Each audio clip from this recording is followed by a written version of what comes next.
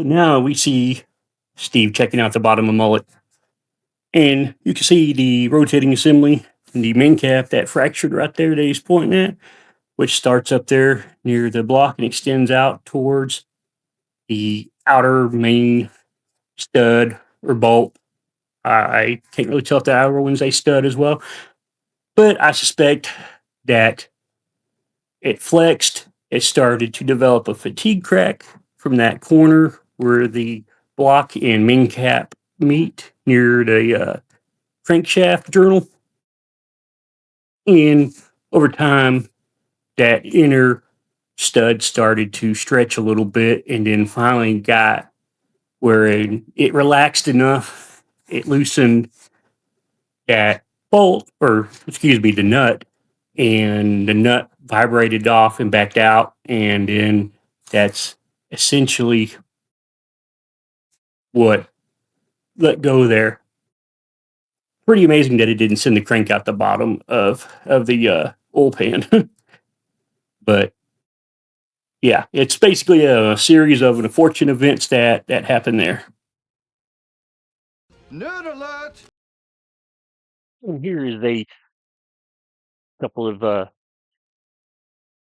animations from my FEA model that I set up. It's a symmetric model, so I'm only modeling one half of the setup. But you can see I roughly approximated the sizes of the main cap, bolt, and everything.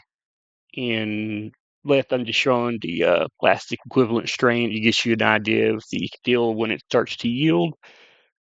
And then on the right, it is more of a graphical representation of the actual part. Now I'll start loading the main cap. You can see the load start to develop in the bolts, and then we cycle some loads through it, and eventually it's going to start to yield and it goes.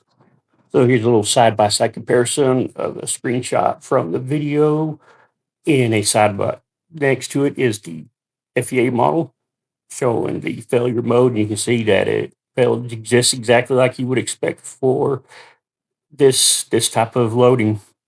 So there you go. If you want to see more content like this, please comment on this video and I'll see what I can do. And please remember to like and subscribe to the channel if you haven't already.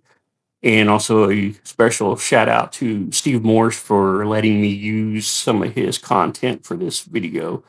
So I greatly appreciate that. And I'll put the link to his video in the description. So we'll see you on the next one.